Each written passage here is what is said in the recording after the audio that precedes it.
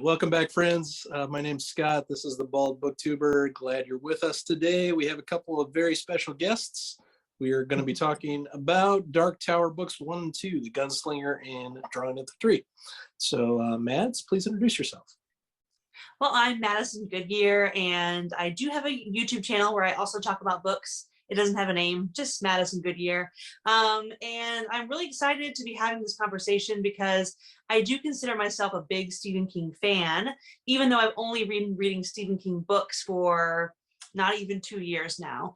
But I've read quite a few, and I'm typically a fantasy reader. So one of my favorite authors, Stephen King, writing a epic long fantasy series is like, you know, two of my favorite things coming together. So I'm really, really excited to be doing the read along. And so far I'm pretty hooked. Excellent. Great. Sheikh, please introduce yourself. Yeah, hi. So my name is Asfandyar Sheikh, or I go just by Sheikh on Discord. So yeah, I also have a YouTube channel, and if you're into like very inconsistent uploads and slow reading, that's what you should check out. But yeah, so for me also, mostly I read fantasy and science fiction, and yeah, Scott invited me to this read along a few months back, and I was like, okay, I was planning to read actually like different seasons by Stephen King first, but I was like, okay, this is perfect for me to start as well. And yeah, I just decided to join the journey, and I've been enjoying it so far quite a lot as well. And yeah, I'm looking forward to talk about it. Awesome. Definitely still read different seasons. It's fantastic. So I will. Very cool. Well, I guess maybe we can just go around the horn and just talk about our thoughts so far, 2 books in, what we have enjoyed primarily. If we want to get into what we haven't enjoyed, that's okay too. But I guess let's go the same direction. We'll go Madison and then Sheikh, and then I'll talk. Well, the Gunslinger specifically, I guess I'll start with that one since it's first. I really didn't have any expectations going into it, other than I knew that the series was supposed to have a Western vibe. I knew that there were parts of the series that are like very, very divisive on whether or not people enjoy them. Like hardcore Stephen King fans go both ways. They're like, oh, I can't stand that series, or like, no, it's amazing. So I was like, I don't even know what to think about this, because I knew nothing about it other than it was going to be kind of weird and trippy in the way like only Stephen King can do, but also had Western vibe. And I have not read a lot of Westerns, but there's this part of me that just really wants to love Westerns.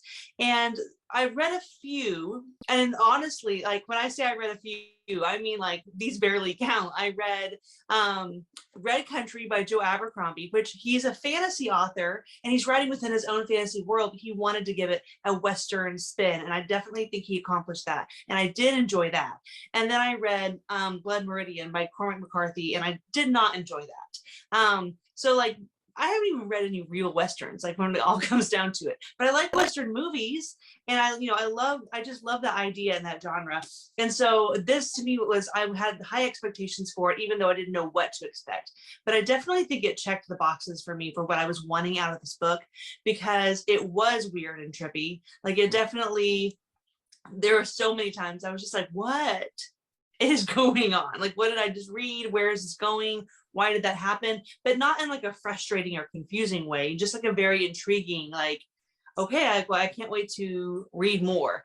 But I don't want to just like keep going on and on and on, but it definitely felt like a prologue. Like the whole time it just felt like they're just setting up the books that are coming after this. So this is just like really establishing like what you're supposed to be feeling while you're reading these books. It's kind of like setting the tone and setting the world and the ambiance and everything. And I thought that it was very, like, I had no problems ever visualizing what was going on, because like he just kind of sculpted the world really well in this first book. So I know that was kind of just rambly and vague, but that's what I got for now when it came to the Gunslingers. I didn't know what to expect, but it definitely gave me what I was wanting out of it. Beautiful. Cool. Sheikh? Yeah, so for me, like, I basically had no expectations going in, because I had never read any Stephen King before. Obviously you hear a lot of stuff about his writing, but like I wanted to kind of go in without any expectations from my side, and I was really pleasantly surprised, because for me, what really stood out to me is like the atmosphere in the Gunslinger, especially like because personally, like Westerns and stuff, I'm not somebody who really, like don't have too much experience with Westerns, but just the aesthetic, I think, doesn't appeal to me necessarily. Sure. But after reading this, I was like really surprised how much I got into it and how quickly I got into it. Like it takes a bit in the first chapter, because in the first chapter you're just like, okay, what is happening? Why is anything happening? And then like once we get to Tull, and then once we then go into chapter 2 at the base station, I think that's then where I'm like, okay, this is really interesting. And like the way he manages to like establish characters quickly without like, I don't think the characters, like the side characters, are super deep or anything, but they all are interesting and really distinctive. So yeah, I really enjoyed that aspect. But like for Gunslinger, like I think atmosphere is really what stood out to me, because like I was also listening to the original audiobook by Frank Muller, and his narration is incredible. Like it never feels mundane. Like I don't know if I was reading the book if I would feel the same way, but like at least on audiobook it was like thrilling throughout for me. And yeah, drawing off the three also like I don't know, do you want to split it like kind of in Gunslinger and drawing off the three? Or Yeah, we can do that. Yeah, let's do it that way. This sounds good. Yeah. Yeah, that's kind of and another one thing- interesting point, is I think all three of us either audiobooked or did like both audio and eye reading. So we all have the perspective of the audiobook as well. But which one did you do for the Gunslinger? Like there are two versions, right? Like The Goodell version, the other guy. And he did what's fine. it? Okay. Or whatever his name is. I think it's George Goodell, but he did fine. But having then experienced Frank Muller on book 2, massive difference. Yeah, mine must have been Frank Muller, because it was the same for both of them. Okay. Okay. Yeah. Yeah, because there are two versions of the book as well, right? There's the original and the revised version. So I actually don't know how much of a difference there is. Like he wrote the revised one just before the last book came out. So no idea, but I guess like the story should be the same. But yeah, I'm planning to actually do the new one at the end. For sure. I think I read the revised version. What I've heard is no mention of the word 19 or the theme of 19 anywhere in the original. And that definitely was something that came up in the version that I read. So I don't know, because I haven't read both to compare them, but I don't think like anything about 19 has come up yet, at least for me. Then you haven't read it. But I don't think so. Okay, cool. Mine was this one. I don't know which one that is. For sure. It doesn't say revised on it. Yeah, I guess it should be One thing I will say is I did appreciate the length and the size of this book, because like I said, it was kind of, it felt a little obscure, but like in an enjoyable way. And then we got a tonal shift in the next book, and it felt more like a, you know, like a story I'm used to reading. So I don't think I would have appreciated that if it had been much longer than it was. I felt like for what they wanted to tell us, and then I liked the flashbacks, I liked the format of everything, but I think that the length that it was for the information we got was just perfect. And I appreciate it not being more long and drawn out than it needed to be. I liked Gunslinger a lot. I gave it 4 stars. It was actually my second attempt back in 2018 or 19, somewhere in there. I started it, but that was during a time where I didn't finish anything. I started a bunch of books and just kept DNFing them for no reason. So it was not the fault of the book. It was just the fault of me. I was in a weird reading slump at that time. So I do have quite a bit of experience with King. So I'm a pretty big fan. So I was pretty sure I was going to enjoy it. For me, that 5th chapter, that final chapter, was everything in the book. With him talking to the man in black, that was mind-blowing stuff. So as a philosophy guy, you can't ask for much more than that chapter. So that was for sure my favorite part of the book, but I enjoyed all of it. And when he wipes out that town and stuff, like there's just crazy stuff going on in that book. Yes, at this point, we should probably have mentioned that. This is full spoilers. Just yes, open spoilers, I guess. So yeah, when he wipes out the town is crazy. I like Jake a lot as a character. I was very sad when that happened. So yeah. Well, is this Jake better than Jake Bishop? That's the big question. No, I'm kidding. I don't know. He'll have to prove himself. I'm kidding, but I love Jake as well. For sure. So well written. And I had heard like how well King writes kids. And I think like even though we weren't in his POV, or at least for the most part we weren't in his POV, I still thought like it was really distinctive as well. Like I was quite surprised as well. As a character writer, you can't do much better than Stephen King. It doesn't matter what the age is, it doesn't matter what the gender is, what the life experiences are. The dude knows how to write that character. Yep. It's great. And it'll be believable and authentic. Well. I guess that's why I was surprised as well, because I just hadn't heard too much about his like character work in particular. So yeah, that also like blew me away quite a bit. I guess He's up there with some of my favorite character writers. He did reach Robin Hobb, but I would put him on tier with like George Martin and some of those guys that I think are just phenomenal character writers in their genre. King, whatever you want to call his genre, he writes and everything, but I put him right up there. He's easily a top 5 or 6 character writer that I've ever read. Very, very good. 100% agree. Yeah, his character work is, and that's something that I always am like. When I pick up one of his books, I feel like even if the story doesn't really do it for me, or there's parts that I don't really enjoy, I don't think I've ever picked up a book of his and not at least found the characters to be very, very authentic and believable and just feel like they just stepped onto a page out of the real world. And that is a huge skill, because nothing takes you out of a story more than being like, people like this don't exist, or people don't talk like that. No one says that. That takes me so out of the story. And I've never had that issue with a Stephen King character ever. So again, going into this, I'm like, even if parts of the plot frustrate me, or he does things that I'm like, ugh, that's gross, or I don't like it, or whatever, I know that I'm going to still like the series, because he's going to write characters that mean everything to me. So I'm already so excited about that. And we got that in the next book 2. We really got a taste of that, like how well he can write the most, either the most mundane characters or the most like dynamic and interesting characters. He can make them all just as like meaningful and believable. Like even a crow, like we got what is it, David the crow in this? Like that was my favorite scene in this whole book, was his, his test to manhood or whatever. So good. Or is he a hawk? Wasn't he a hawk? A hawk, probably, yeah. I think the crow was like in the first chapter. It's the old chapter. Yeah, I just was looking at this and saw the crow, but you're right. Yeah. I also thought the crow would be a bigger part, given how, like, in a lot of different illustrations, the crow is front and center.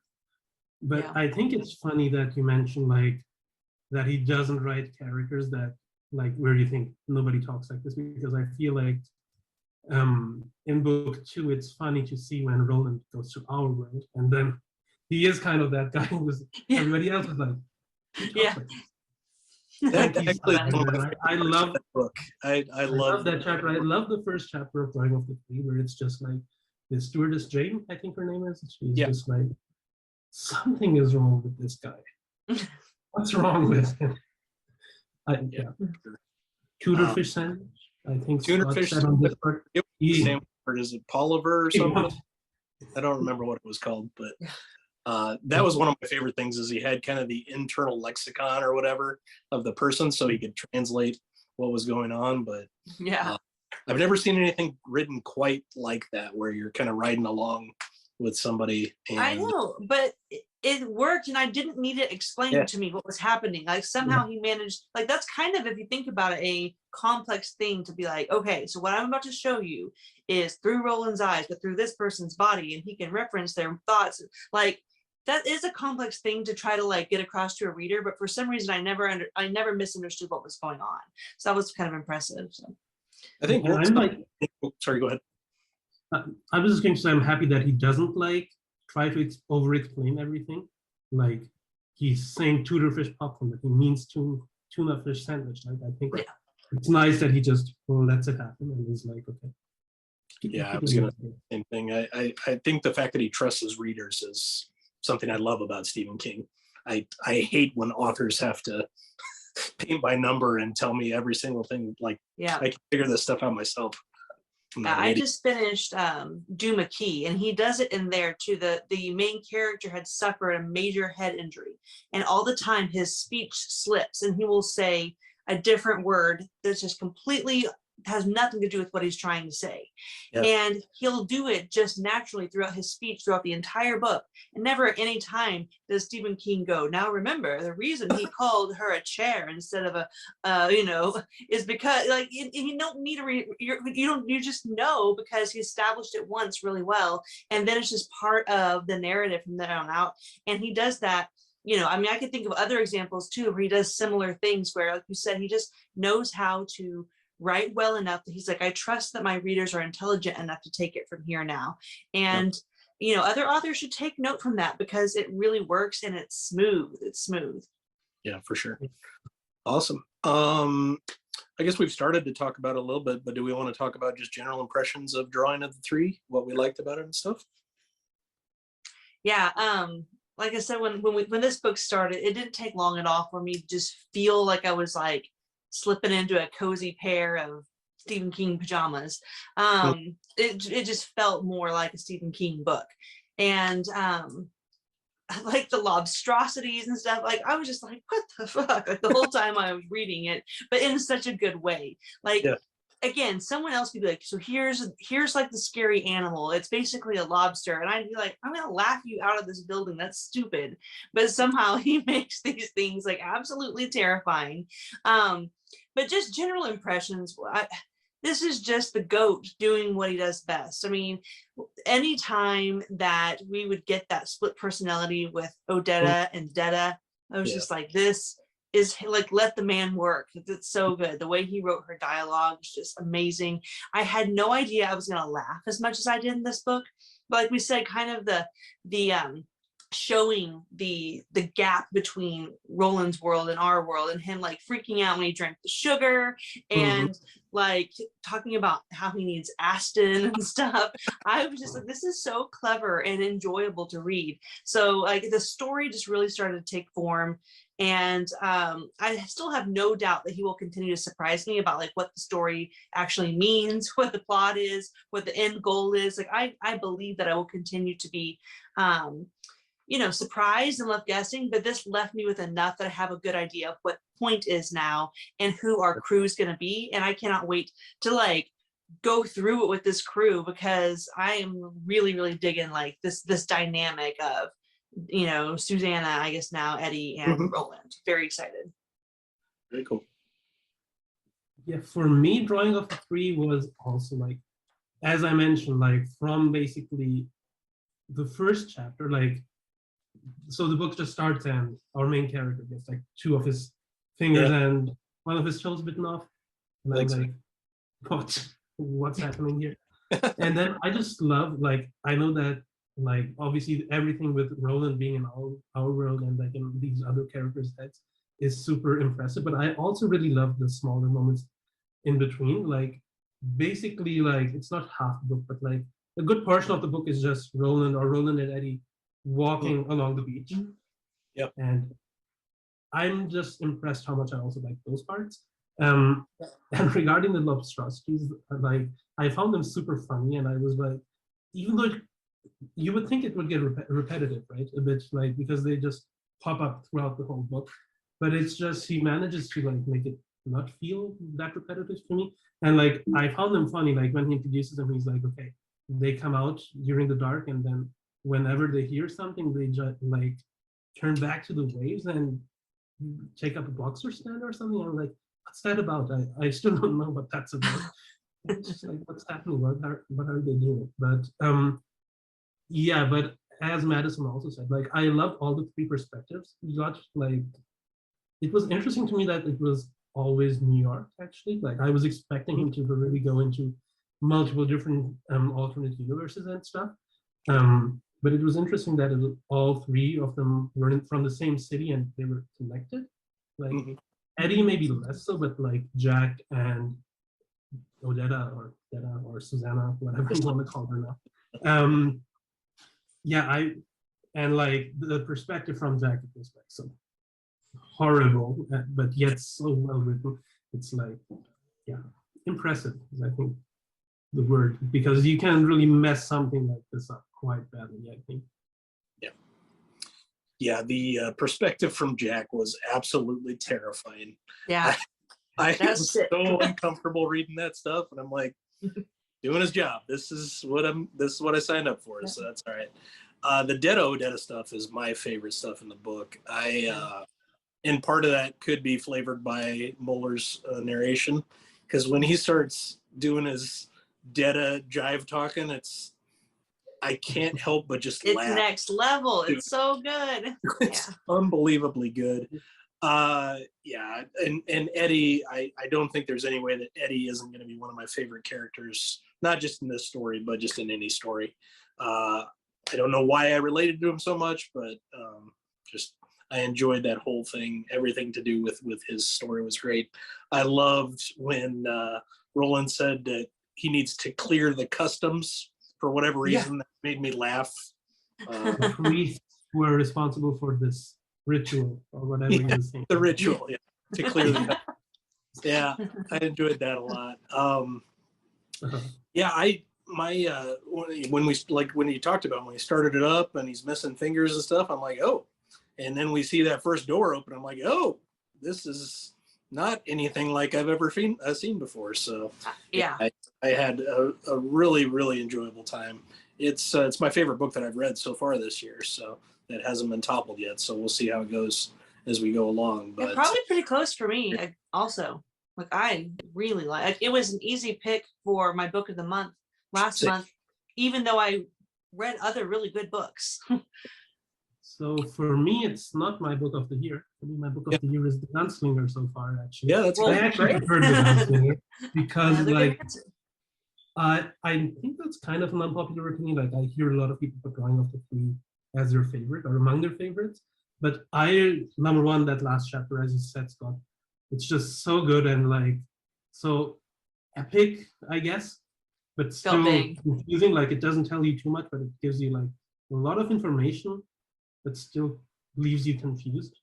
For sure. And then I also really love the flashbacks throughout the Gunslinger, and that's kind of something that I was missing a bit in Drawing of the Three, because that's kind of something I want to find out a lot more about, and it wasn't really a focus in the second book, which obviously isn't an issue, but like I was just like also wanting to get a bit more regarding that stuff.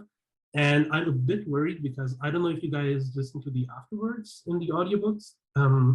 Because King was saying like that he didn't, I think it's pretty common knowledge that he didn't really plan everything out from the start, right? So he's like, when I'm writing about Susan in The Gunslinger, I have no idea what's happening. I'm just giving you some information and I'll figure it out later when necessary. So I'm like, hopefully all of that will work out to get like Roland to the point where he is in The Gunslinger, to all of that to make sense with the flashbacks. And I think he said that Wizard and Glass will be like the prequel, basically. Yeah, like it's Roland's backstory.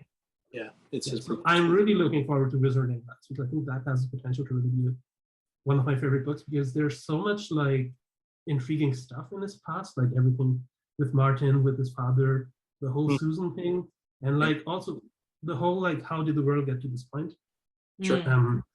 There's so much stuff there that I want to find out. So yeah, I love Gunslinger. Like, and I think it was partially also because of expectations, because Gunslinger is like really divisive, and Drawing of the Three is like really a lot of people's favorite book.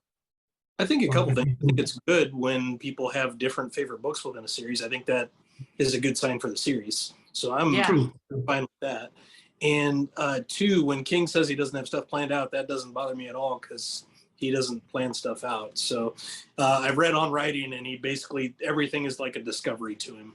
He says it's somewhere, and he needs to like dig a little bit and find the bones, whatever he calls them, of the story. So he didn't just not plan this out. He didn't plan out any book that he ever wrote. He's a writer in the vein of George Martin, except that he writes a lot more. He's a similar style. So. Yeah, and I'm along for the ride, you know. Like I said, I'm very aware that this is like very divisive, and some people like just absolutely can't stand it. Some people were like, after I reflected on it for a while, I liked it more, and then some people just love it the way it is. And I have no expectations of where I will land, but I'm just so confident that I'll enjoy the journey that I'm just not too concerned about it. But like that's a different perspective that like Scott and I have, because at this point we've read he's earned our trust, but like I can see from your perspective being like, that's a lot of books to commit to if, you know, like this guy doesn't even know what he's doing. So yeah, that's a fair concern, I feel like. I mean, The Song of Ice and Fire is my favorite series, so like I know, I that's shouldn't why be I that concerned about it. But so I get it's just about an author being like so open about that. Like I think it's actually in the Gunslinger afterward where he says like outlines for amateurs or something. So, and I'm like, that's an interesting approach. I'm just a bit worried. Like, I'm sure he'll manage, and like I think I'm also more worried because like it is so divisive that I'm like, okay, at which point do people think he messed up? Like, I think it's like mostly books 6 and 7, but yeah, I think in general it starts in Wolves of the Kala in book 5 and then goes from there for people that were, I think, longtime fans that read along with it. And then, you know, he had his accident and that kind of stuff, and he came back to writing. And so I think probably we'll have a different experience than the people that read it as it was being published. So we'll see how that goes. Yeah, I think that will definitely play into it because we don't have those years of like getting to dream about what we think it's going to be about and where we think the story's going to go, or we hope happens. Like like you said, we're just along for the ride. We're just month to month in it. So good stuff. Cool. Where do we want to go from here? What do we want to talk about next? I would suggest I maybe talk a bit about Roland because we haven't really mentioned him specifically. He's pretty important. Yeah, let's talk about Roland. Yeah, a bit. So yeah, I'm just wondering, what do you guys think about Roland at this point in the story? Because obviously he does some interesting stuff, some questionable stuff.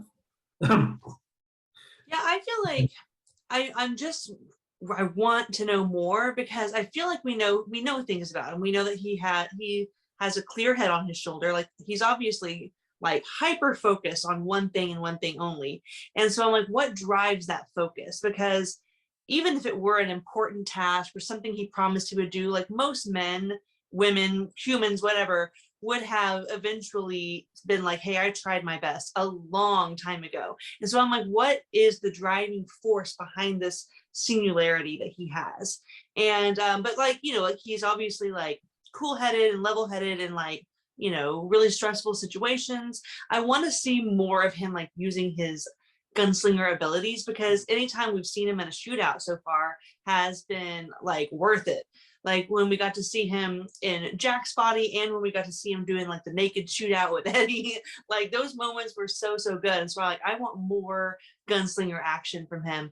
But again, I want to know more about his past more, and I want to dip into his personality, because I feel like at this point his goal has taken over his personality. But again, I think that's fine, because I think we'll get to know more about who he is when we know what his past is.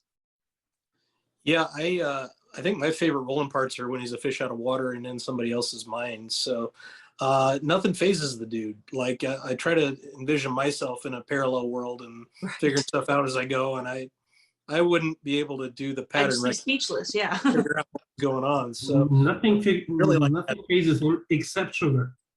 Sugar is the one he thing. cannot handle his sugar. I love when he's buying bullets and like just his mind is blown about how readily accessible all this stuff is. Like that kind of stuff to me just makes book 2. Like that's why I love it so much. I enjoyed him in the Gunslinger, but I felt like there was not as much learned about him, I guess, and his mannerisms and what drives him and that kind of stuff. So I think we learned some in, again, the conversation at the end, but, you know, I think we learned more, or at least I did in book 2. I really enjoy his character. He's good. Yeah, that's interesting, actually. Like, I also, like, I think I was already interested quite a bit in Gunslinger, but I think you're right. Like, drawing off the 3 gives you, like, just by the virtue of we are in his head in such a weird situation, like, it gives us more of an opportunity to see, like, what he would do, and like especially in terms of just taking over somebody's body, right? Like, yeah, is a big decision, and it's interesting how differently he, like with Eddie, he's a bit more, yeah, I guess, I don't know what the word is, like he isn't as aggressively taking over his body. With Odetta, it's like a weird situation where he's just like, okay, I need to get out of here. But with Jack, he's just like, okay, I don't like you. I'm Right. gonna use you, and then I'm gonna kill you. That's it. Yeah. I don't care about Yeah, he anything else. definitely And I doesn't was feel like, the need to like be gentle with Jack. And also it's his third time at that point. So I think he's more aware of like what his abilities are when he is kind of taken over like that. But yeah, I liked how immediately as soon as he realized that this is a bad guy, he's like, okay, I'm just gonna use you like a puppet so I can kill you later.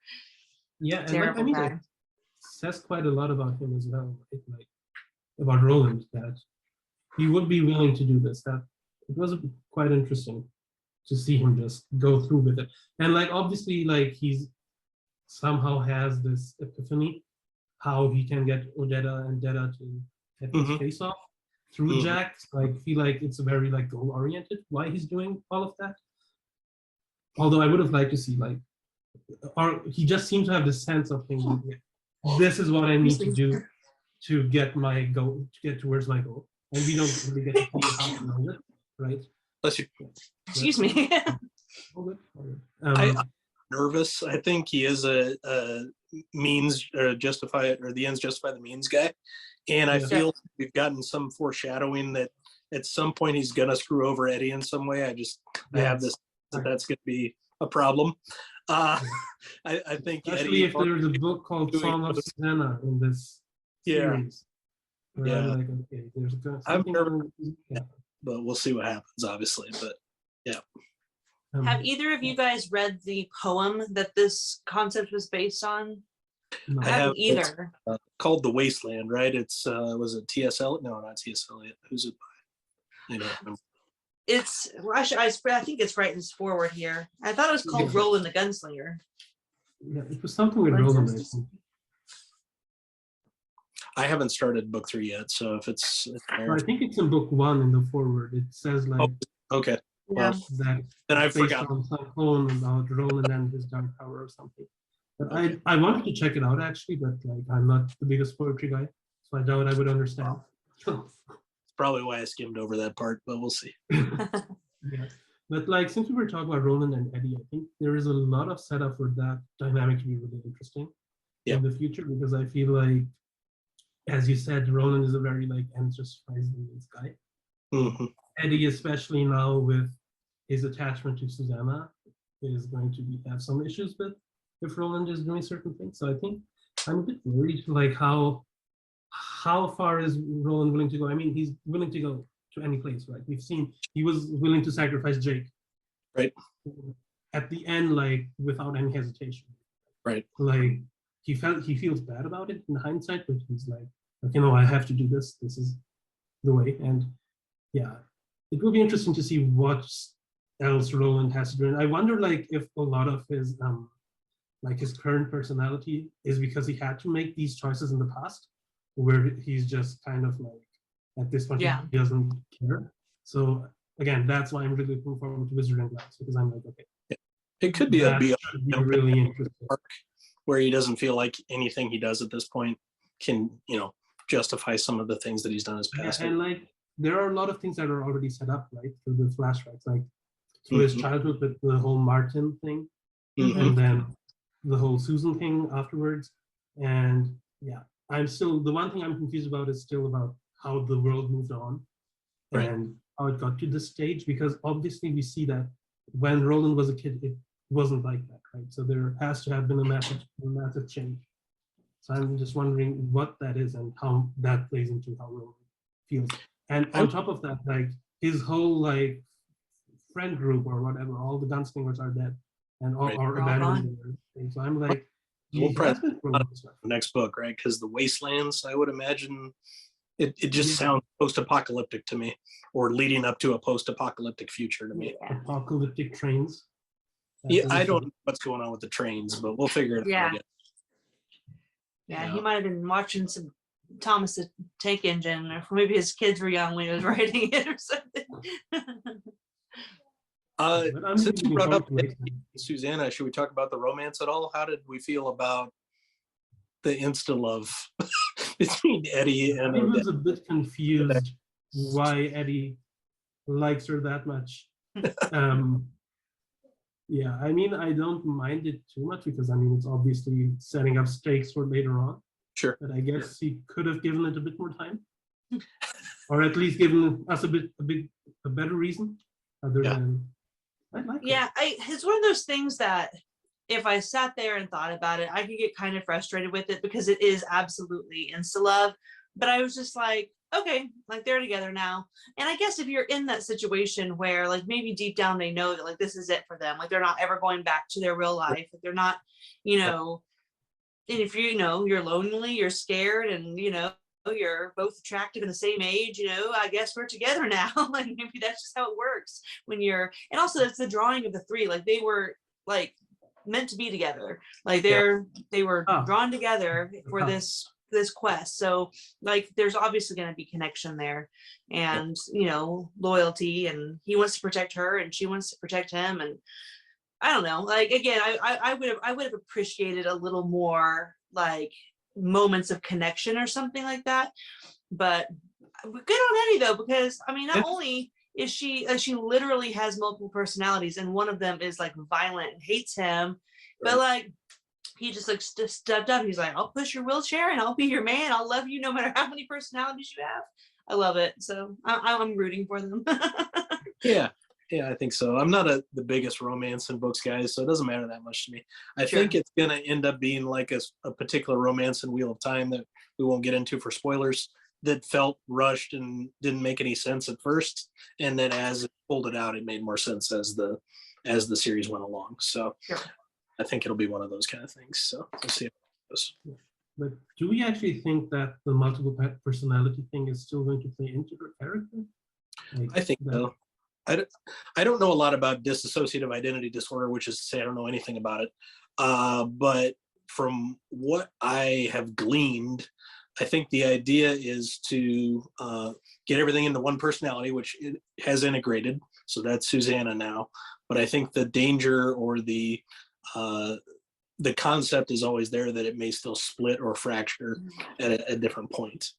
Yeah, it seems like a traumatic event could trigger either a split of the original or like a new split or something like that. Like it's all trauma based. So it sounds like in her future, there's going to be plenty of opportunity for trauma. So we'll see.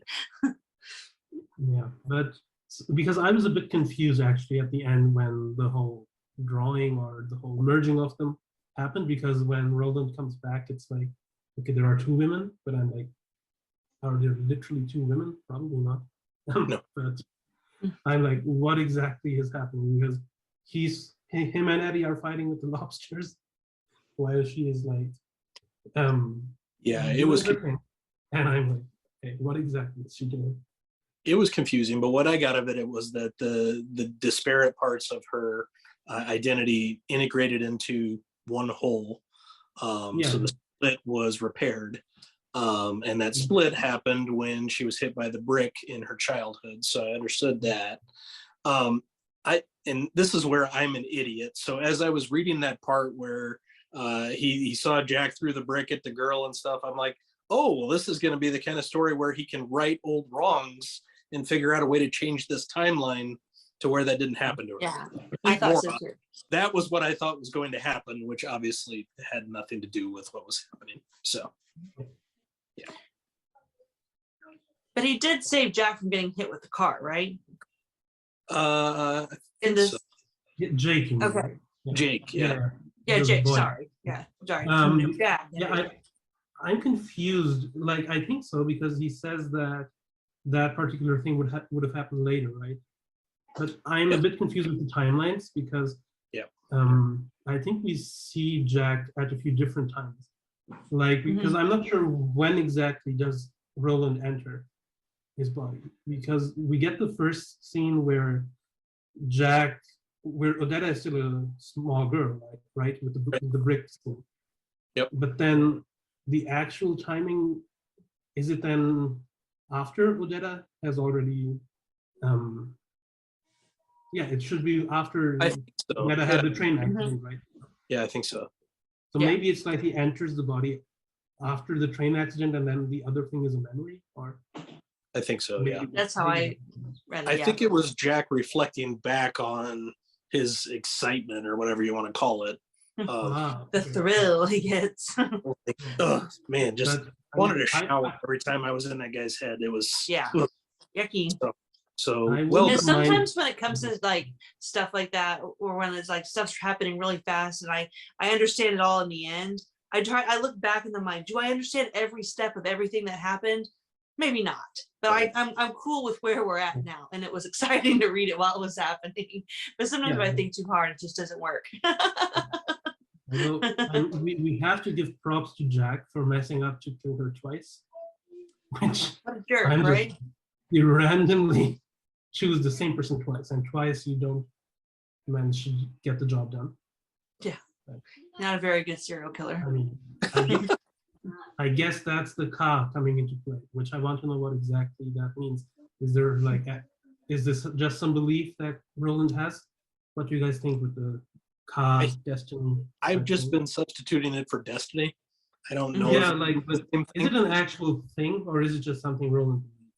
Like, I think it's a belief system or like a faith or religion is what, Mhm. and I'm probably way off, but that's what I I think. just always think of the words like honor and destiny. Like, Yeah. I don't know why, because I don't think it's ever been said, but I just kind of like tying it together with those words until I know more. It could just be Yeah. Stephen King's version of the Force. Like we don't really know. Yeah, I don't that's think. what I'm wondering because we don't really have anything to go by, right? Yeah. Other than what Roland is saying. So I'm like, It's definitely not a Sanderson style magic system. I think we No. can rule that one out. So yeah, I don't think there's going to be that's hard. actually an interesting point. So how do you guys feel about the fantasy elements in general in the series? Because it's quite unique, I would say, like at least from what I've seen. I feel like there's more sci-fi elements, at least from my vantage point, than there Yeah. are the elements. Because there's playing with timelines and there's I guess you could say inhabiting other people's bodies or minds or whatever. Like that all feels sci-fi to me versus fantasy. And I know it can be a thin line or whatever, but I haven't seen anything yet that I would say this is a fantasy book, which is fine. I don't need it to be. But I think with the trains and stuff coming up, I'm probably going to feel like that's more fantasy-esque. Right. trains are sci-fi. Yeah, right now it just feels kind of like the same way I would call it a fantasy book, I would call this a fantasy book. Like there's things going on that are supernatural that aren't normal, but there's, like you said, there's multiple timelines and this version of the beam or whatever. Like I get that, like it's not real, but it still feels real. It just feels creepier than our real world. So as of now, it doesn't feel any more fantasy than some of the other stuff he's written that you're like, that's weird, The Shining or something like that. But no one's using magic at this point. There's no spells or wizards or magic wands or enchanted fortresses or anything like that. So but I expect that to build on it, but I never expect it to be like a full-on, like you said, like Sanderson magic system or something like that. That's not what I'm expecting out of this at all. I think it's possible. Oh, sorry, go ahead. No, you go. It's fine. I was going to say, I think it's possible some of the flintlock fantasy now with gunmetal magic and that kind of stuff was probably pretty heavily influenced by this. So I think there's probably going to be elements of that where, he just aims and it's perfect every time, or he can load quickly and that kind of stuff. So that's the I'm here closest for it. I've found. And yeah, I'm definitely here for it too. That's cool. I mean, I was mainly thinking about the Man in Black and what he does to that. What's the guy's name? Mart or the guy in tow? He revives him, right? Or something like that. Not Martin. The Man in Black. Like when Roland is in this first village with Allie. Yeah, Alice, her name is. Remember, They talk about this guy who's like who eats devil grass, right? Who basically dies, and then the Man in Black comes and revives him, and there's an explanation of his ritual where the guy is lying on the table and the Man in Black is just jumping around the table, doing what I'm like, what's I've forgotten about that. what is he doing? And That's then the guy just revives. I'm just like, interesting. Yeah. No idea what's happening. And then the other thing I was thinking about is like, I'm not sure if that's actually magic or not, but again, in the Gunslinger, there are, I think, 2 scenes where Roland is hypnotizing Jake, maybe with his gun shells. Yeah. Where he kind of gets into Jake's mind to get information. yeah, those are the things where I was like, is it fantasy or is it just some hypnotizing somebody? But like, I mean, it's not really important. He definitely has some supernatural skills. I just don't think we have like a hard list of what those things are yet, or what And what I don't think we should need to have the hard No, list yeah. either. I like the But mystery. I'm I like- like learning as I go. I'm like pretty intrigued though to see like what can he do. Like, so we know that he's an extraordinarily good shot with the guns, Mhm. which seems kind of supernatural, like how quickly he can draw them and how well his aim is. And then we have this like weird shell magic or whatever you want to call it. Yeah, so those Well, I know it can't get here soon enough. I can't wait to start wasting it. I know. Yeah. I won't lie. When I was like putting on my makeup and stuff earlier, I listened to the just the forward of Wastelands because he does a really good recap, and he actually recapped the Gunslinger and Drawing of the Three. And so I listened to that just so I would, have a refresher before I came on here. And then I just kept listening for about 2 minutes, and then I was like made myself push pause. I was like, I'm not starting this early. That's not why I turned this on. But immediately it just like went straight back into it. I was like, oh, I'm so excited. So yeah, I'm very excited to start Wastelands on the 19th. Yeah. I've also been like intrigued, just excited to just be like, okay, I can click play for it, but I'm like, no. That's a good sign when you're We have a schedule. counting down the days. Yeah. I'm taking a couple days of that time because I have to get that done and then start at Rockio's new book, which I know you do too, man. So. Yeah, I know. It's a busy reading month. Indeed. Indeed. So, what else do we want to talk about? So one thing I wanted to like maybe just quickly talk about, like it's not a big thing, is like, so when we meet up Jake and then we get this like scene of where he dies, right, in our world in New York. I really loved how he wrote that scene. Like just Jake going about with like having his backpack on and having like his lunch bag in one hand and just walking, because there were like a few sentences, like actually in my Goodreads review at the end I put a sentence from that scene. So like, he was too young to have learned to hate himself yet, but that seed is already there. It has been planted in the bitter cleft of his heart. And I'm just like, I remember that. what? You can't just write this. This guy's like 8. And King was really, really young when he wrote it too. So like he already and had I'm that. just like, so good. And Muller's narration of like his pauses as well in the narration, right? After some sentence, he just gives it a pause and then continues. It's like you get a bit of time to think about it. And I'm just like, wow. I think it adds an awful lot to the narration and to the story. Yeah. Every time he's like, got a chum, did a chick, like stupid stuff like that is hilarious to me because of the way he delivers it. I wish I could like see a video clip of him in the booth recording when he's doing Detta's like screaming, ranting meltdowns. Like, I would love to be a fly on the wall. Because I bet he's like flailing his arms and stuff. Because like, how could you not? It was like he really gave that performance his all. Voice range is really impressive. Like I think, other than James Marsters, he's probably my favorite narrator at this point. Actually, that's something I wanted to ask Scott, because he did his top audiobook narrator video, right? And now 2 weeks later, he listens to Muller. So I'm like, I need to listen to more of him before I can adequately rate him. For most of those, I tried to have a number of books I had listened to from a particular author when I did that rating.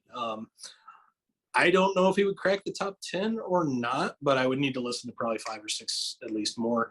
And unfortunately, we only have 2 more with his narration in The Dark Tower because he unfortunately Mm-hmm. you can re-listen to the Gunslinger.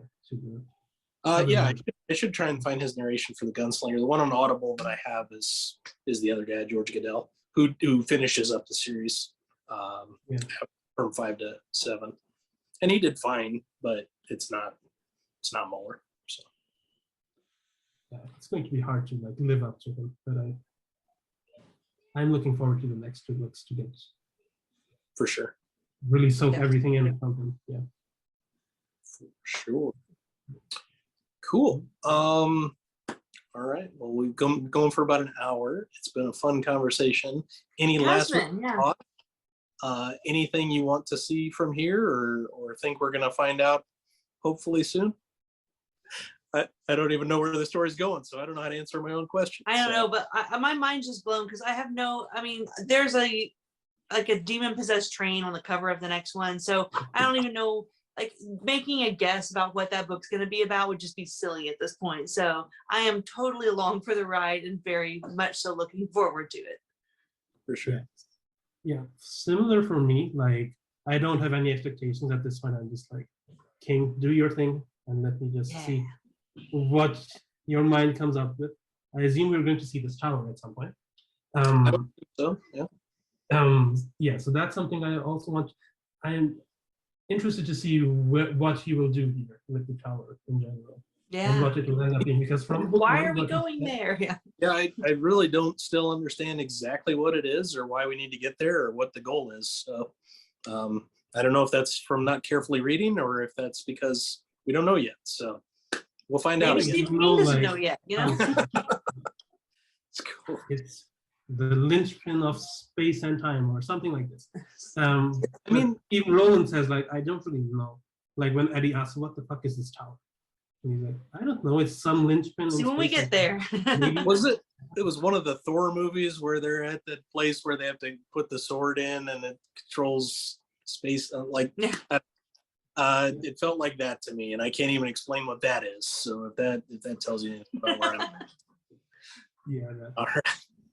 Wonderful. Well, thank you both. It's been a pleasure, and we'll end here, but really looking forward to the next one, and let's do this again after the next one. Yeah, thanks for having me. It was fun.